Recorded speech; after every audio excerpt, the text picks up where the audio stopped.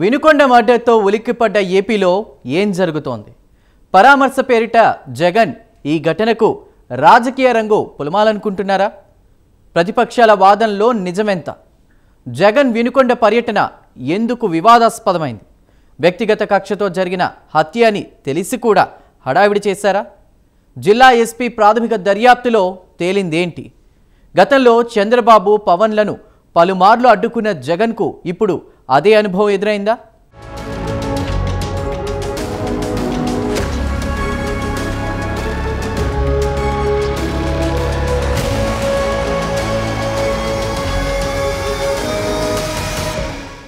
బుధవారం రాత్రి వినుకొండలో నడి రోడ్డుపై రషీద్ అనే యువకుణ్ణి జిలానీ అనే వ్యక్తి అత్యంత పాశవికంగా దాడి చేసి చంపిన సంగతి తెలిసిందే. ఆ ఘటన ఏపీ వ్యాప్తంగా తీవ్ర చర్చనీయాంశమైంది. దీంతో వైసీపీ కార్యకర్త రషీద్ కుటుంబాన్ని ఓదార్చడానికి జగన్ బెంగళూరు నుంచి తాడేపల్లికి గురువారమే వచ్చారు. నేతలతో కీలక భేటీ అనంతరం శుక్రవారం ఉదయం వినుకొండకు బయలుదేరారు. అయితే జగన్ పరామర్శ వరకు ఓకే గాని కాన్వాయ్కు నిరసనలకు అనుమతి లేదని పోలీసులు ముందుగానే చెప్పేశారు. అయినా సరే జగన్ వినుకొండకు ర్యాలీగా వచ్చారు. ఆయన కారు వెంట చాలా కార్లు ఉన్నాయి. ఈ సమయంలో జగన్ కాన్వాయ్కి పోలీసులు చాలా కండిషన్స్ పెట్టారని, జగన్ భద్రత విషయంలో సర్కార్ తీవ్ర నిర్లక్ష్యంగా వ్యవహరిస్తోందని వైసీపీ ఆరోపించింది. జగన్తో పాటు పలువురు నేతలు వినుకొండకు బయలుదేరగా వారి కార్లు జగన్ వెంట వెళ్లకుండా పోలీసులు ఎక్కడికక్కడ అడ్డుకున్నారని వైసీపీ చెబుతోంది. ఇదే సమయంలో వైఎస్ జగన్ భద్రతపైన రాష్ట్ర ప్రభుత్వం తీవ్ర నిర్లక్ష్యంగా వ్యవహరిస్తోందని, గురువారం అర్ధరాత్రి నుంచే జగన్కు భద్రతను తగ్గించారని, ఆయన నివాసం వద్ద భద్రతా సిబ్బందిని తొలగించారని వైసీపీ ఆరోపించింది. మొత్తానికి వినుకొండ చేరుకున్న జగన్ రషీద్ కుటుంబాన్ని పరామర్శించారు.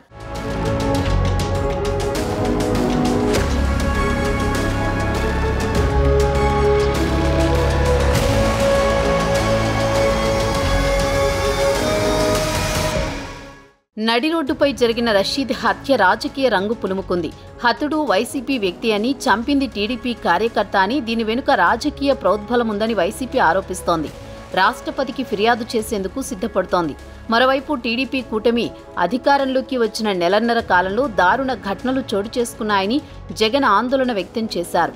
సోషల్ మీడియా ద్వారా ప్రధాని మోదీతో పాటు కేంద్ర హోంమంత్రి అమిత్ షాకు ఫిర్యాదు చేశారు. దీంతో ఈ ఘటన పూర్తిగా రాజకీయ రంగు పులుముకుంది. అయితే పోలీసులు మాత్రం ఇందులో రాజకీయ కోణం కనిపించడం లేదని చెబుతున్నారు. స్వయంగా జిల్లా ఎస్పీ ఒక ప్రకటన చేశారు. వాస్తవానికి హతుడు షేక్ రషీద్, నిందితుడు షేక్ జిలానీ మొన్నటి వరకు వైసీపీలోనే తిరిగారు. వారి మధ్య వివాదాలతో విడిపోయినట్లు తెలుస్తోంది. 2022 మొహరం రోజున మద్యం తాగిన క్రమంలో ఓ 2 వర్గాలు సీసాలతో దాడి చేసుకున్నాయి. జిలానీ బీరు సీసాతో ఒక వ్యక్తిని పొడవడంతో అతను తల, గొంతుపై గాయాలయ్యాయి. దాని తర్వాత కొందరి ప్రోద్బలంతో జిలానీ ఇంటిపై రషీద్ దాడికి పాల్పడ్డాడు. జిలానీ సోదరుడు జానీ కుటుంబ సభ్యులను కొట్టి అక్కడే ఉన్న బుల్లెట్ బండిని తగులబెట్టాడు. దీనిపై జిలానీ ఫిర్యాదు చేసినా పోలీసులు చర్యలు తీసుకోలేదు. కానీ అంతకంటే ముందు బీరు సీసాతో పొడిచాడని జిలానీపై హత్యాయత్నం కేసు నమోదు చేసి జైలుకు పంపించారు. దీంతో రషీద్పై జిలానీ కక్ష పెంచుకున్నాడు. అప్పటి నుంచి ఇద్దరి మధ్య విభేదాలు కొనసాగుతున్నాయి. ఇంకోవైపు ఎన్నికల సమయంలో ముస్లిం నాయకుల మధ్య ఘర్షణ జరిగింది. ఈ కేసులో జిలానీ పేరును చేర్చారు. దీని వెనుక రషీద్ ఉన్నాడని జిలానీ అనుమానించాడు. ఎలాగైనా మట్టు పెట్టాలని నిర్ణయం తీసుకున్నాడు. బుధవారం రాత్రి వినుకొండలో మద్యం దుకాణం నుంచి రషీద్ బయటకు రాగానే కొబ్బరి బొండాల కత్తితో దారుణంగా నరికి చంపాడు. ఇద్దరూ వైసీపీలోనే కొనసాగేవారని, వైసీపీలో కొనసాగుతున్న రౌడీ షీటర్ వద్ద అనుచరులుగా ఉండేవారని స్థానికులు చెబుతున్నారు. రషీద్ది వైసీపీ అని, చంపిన జిలానీ మాత్రం టీడీపీ కార్యకర్త అని వైసీపీ ఆరోపిస్తోంది. బాధిత కుటుంబాన్ని పరామర్శించేందుకు వినుకొండకు వచ్చిన జగన్ వ్యక్తిగత కక్షతో జరిగిన మర్డర్కు రాజకీయ రంగు పులమాలనుకుంటున్నారని టీడీపీ అంటోంది. ఇంకోవైపు టీడీపీ కార్యకర్తలు జగన్ వాలకంపై సెటైర్లు వేస్తున్నారు. శవం ఎక్కడ కనబడితే అక్కడ గద్దరా వాలిపోతాడంటూ సోషల్ మీడియాలో ట్రోల్ చేస్తున్నారు.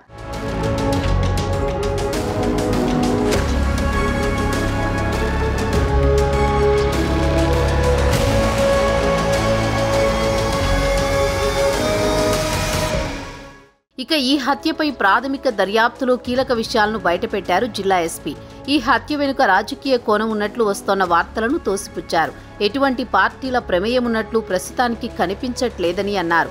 ఇప్పటి వరకు ఇద్దరి మధ్య గల వ్యక్తిగత కక్షల కారణంగానే ఈ హత్య జరిగినట్లు కనిపిస్తోందని ఎస్పీ కంచి శ్రీనివాసరావు తెలిపారు. జిల్లాలో శాంతి భద్రతల సమస్య తలెత్తకుండా చూడాలని ఆయన ప్రజలకు విజ్ఞప్తి చేశారు. ఇలాంటి ఘటనలకు పాల్పడే వారిపై కఠిన చర్యలు తీసుకుంటామని ఆయన హెచ్చరించారు.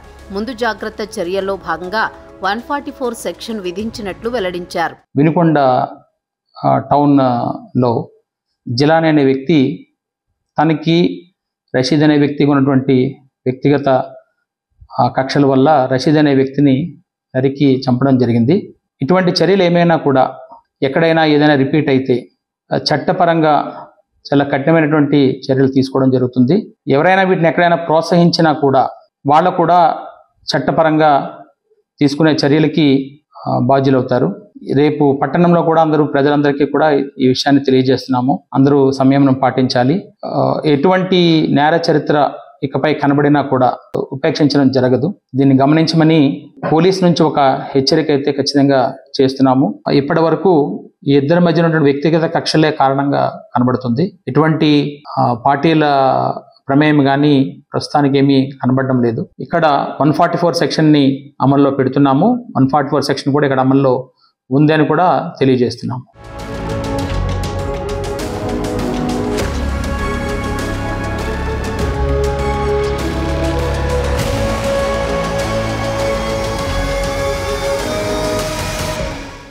మరోవైపు రెండు పార్టీల మధ్య ఫోటోల వార్ నడుస్తోంది. నారా లోకేష్ జన్మదిన వేడుకల్లో నిందితుడు జిలానీ పాల్గొన్నారు అని టీడీపీ కండువా వేసుకుని ప్రచార వాహనంపై జిలానీ దిగిన ఫోటోలను వైసీపీ ప్రచారం చేస్తోంది. అదే సమయంలో టీడీపీ మరిన్ని ఫోటోలను బయటికి తీసింది. వైసీపీ నేతలతో నిందితుడు జిలానీ ఉన్న ఫోటోలను బయటపెట్టింది. దీంతో ఇది రాజకీయ అంశంగా మారిపోయింది. అయితే పోలీసులు వినుకొండలో 144 సెక్షన్ ప్రకటించారు. దీంతో ఎప్పుడు ఏం జరుగుతుందోనని స్థానికులు ఆందోళన చెందుతున్నారు. ఈ ఘటనతో రాజకీయంగా యాక్టివ్ కావాలని వైసీపీ భావిస్తోంది. రాష్ట్ర స్థాయిలో ఉద్యమించాలని నిర్ణయం తీసుకుంది. దీనిపై కార్యాచరణ ప్రారంభించింది.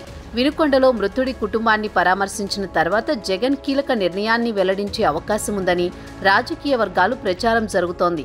ఇంకోవైపు మాత్రం వ్యక్తిగత కక్షలతో జరిగిన హత్యను రాజకీయం చేసి శవ రాజకీయాలకు మరోమారు వైసీపీ మొదలుపెట్టబోతోందని, గొడ్డలిపోటును గుండెపోటుగా చిత్రీకరించిన వైసీపీని జనం నమ్మే పరిస్థితిలో లేరని టీడీపీ శ్రేణులు విరుచుకుపడుతున్నాయి.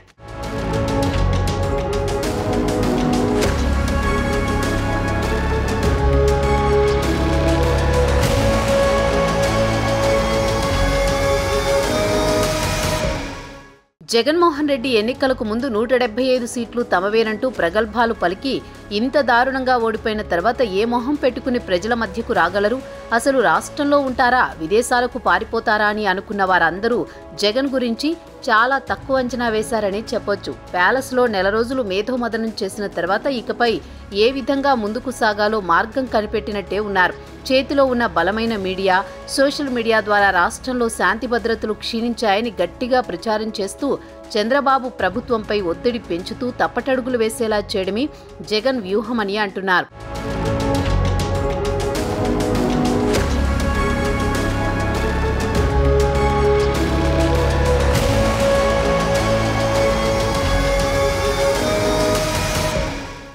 జగన్ వినుకొండ యాత్రపై టీడీపీ, జనసేన కౌంటర్లు వేస్తున్నాయి. నాడు పవన్ కళ్యాణ్ని ప్రజల్లోకి వెళ్లకుండా జగన్ అడ్డుకున్నారని, ఇప్పుడు మాత్రం ఆ పార్టీ నేతలు ఆరోపణలు చేస్తున్నారని జనసేన నేతలు మండిపడుతున్నారు. జైలులో ఉన్న పిన్నెల్లిని కలిసేందుకు ప్రైవేట్ హెలికాప్టర్లో వెళ్లిన జగన్ రషీద్ కుటుంబాన్ని పరామర్శించేందుకు ఆకాశ మార్గాన్ని ఎందుకు ఉపయోగించుకోలేదని వెటకారం చేస్తున్నారు. మొత్తం మీద జగన్ వినుకొండ పరామర్శ యాత్ర ఏపీలో హాట్ టాపిక్గా మారింది.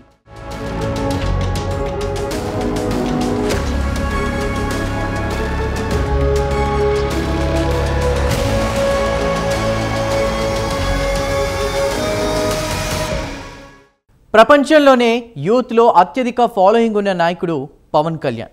అలాంటి నేతను పలుమార్లు పోలీసులను పెట్టించి అడ్డుకున్నారు జగన్. చంద్రబాబును దాదాపు 2 నెలలు జైల్లో పెట్టారు. అయితే ఆ నేపథ్యం వేరైనా నేడు జగన్కు కూడా అదే తరహా అనుభవం ఎదురైంది. శవ రాజకీయంతోనే ఏపీ రాజకీయ చదరంగంలో జగన్ ఎదిగారని ఆరోపిస్తున్న టీడీపీ బాబాయిను హత్య చేసి గుండెపోటుగా చిత్రీకరించారని, ఈసారి జగన్ డ్రామాలను ప్రజలెవరూ నమ్మే పరిస్థితి లేదంటూ ఎద్దేవా చేస్తోంది. మొత్తంగా జగన్ వినుకొండ టూర్ అడుగడుగునా వివాదాస్పదంగానే సాగింది.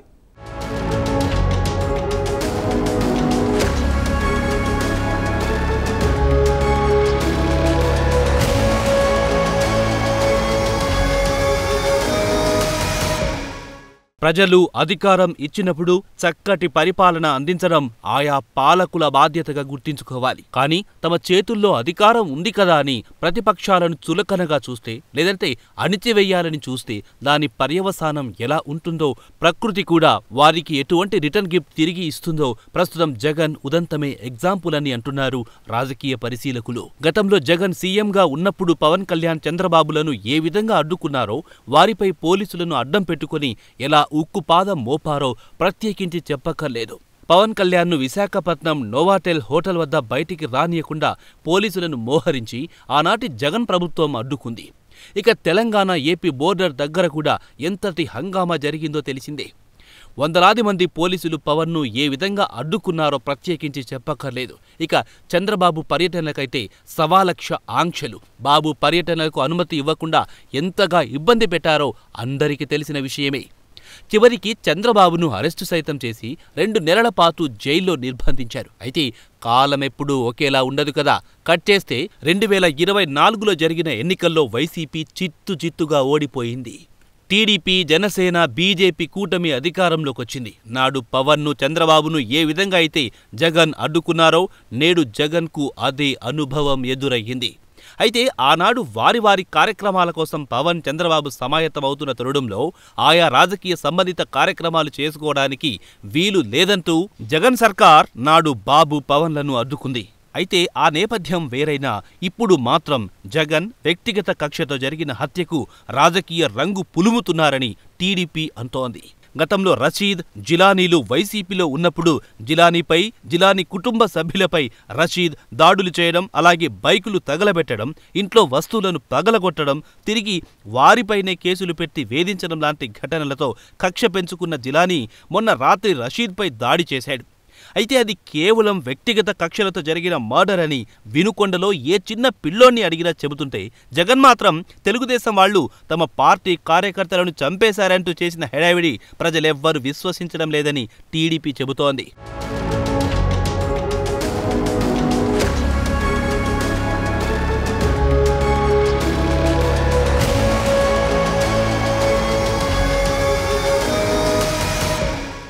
జగన్ వినుకొండకు రాకుండా, జగన్ వెంట వైసీపీ నేతల కార్లు రాకుండా అడ్డుకున్నారని వైసీపీ ఆరోపిస్తోంది. టీడీపీ హయాంలో కక్ష సాధింపు చర్యలు చేస్తున్నారని అంటున్నారు. అయితే పాత కక్షలతో జరిగిన హత్యను తమకు ముడిపెట్టడం సరికాదని, రాజకీయ హత్యలు ఎలా ఉంటాయో గత 5 ఏళ్లలో వైసీపీ పాలనను తలుచుకుంటే తెలుస్తుందని టీడీపీ ఆరోపిస్తోంది.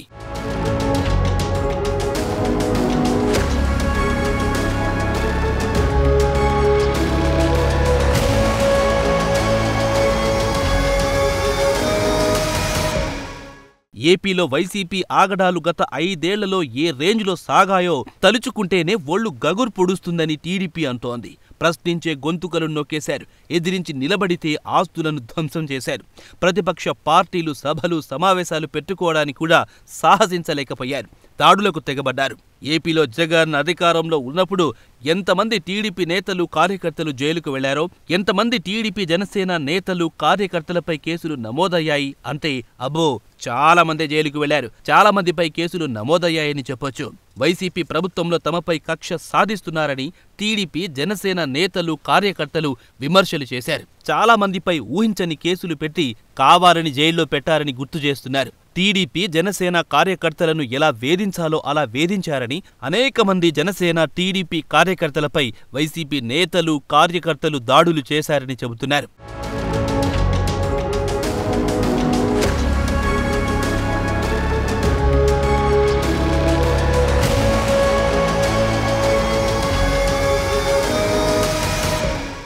ప్రభుత్వ వైఫల్యాలను ప్రశ్నిస్తే పోలీస్ కేసులు, నిలదీస్తే భౌతిక దాడులు, ఎదురు తిరిగితే అంతమొందించేందుకు యత్నాలు. ఇది వైసీపీ హయాంలో గత 5 ఏళ్లలో పరిస్థితి. ప్రశ్నించే విపక్ష నాయకులను పట్టుబట్టి జైలుకు పంపించారు. బోండా ఉమా, బుద్దా వెంకన్నలపై దాడి నుంచి రామచంద్ర యాదవ్ ఇంటిపై దాడి వరకు రాష్ట్రంలో ఎంతో మంది విపక్ష నాయకులపై దాడులు జరిగాయి. కానీ ఎక్కడా నిందితులపై ఎఫ్ఐఆర్ నమోదు చెయ్యలేదు, అరెస్టు చెయ్యలేదు. అలా 5 ఏళ్లలో వైసీపీ చేసిన అరాచకాలకు తగిన బుద్ధి చెప్పి ఈ ఎన్నికల్లో ప్రజలు కూటమికి పట్టం కట్టారని టీడీపీ శ్రేణులు అంటున్నాయి.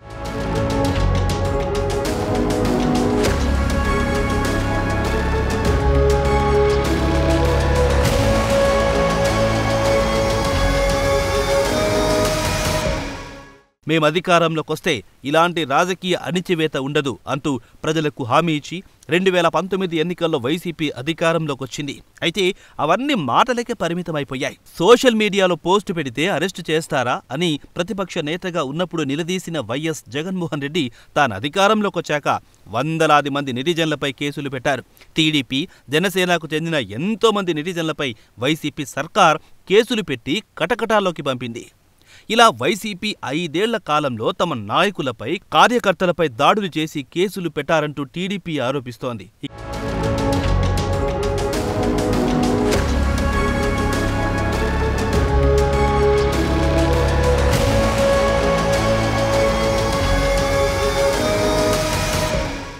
తప్పెవ్వరు చేసినా వదిలిపెట్టకూడదు, చట్టం ప్రకారం నిందితులను శిక్షించాల్సిందే. వ్యక్తిగత కక్షలతో జరిగిన హత్యైనా సరే ఇటువంటి ఘటనలు జరగకుండా లా అండ్ ఆర్డర్ను స్ట్రాంగ్ చేయాల్సిన బాధ్యత అటు CM Chandrababu, deputy CM Pavan కళ్యాణ్ల మీదనే ఉంది.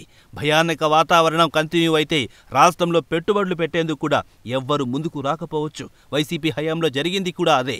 ఆ అనుభవాలను గుణపాఠాలుగా తీసుకుని కూటమి ప్రభుత్వంలో ఎటువంటి దౌర్జన్య దాష్టికాలు జరగకుండా నేరాల రేటును సమూలంగా తగ్గించగలిగినప్పుడే రాష్ట్రంలో అభివృద్ధి, పెట్టుబడులొస్తాయి.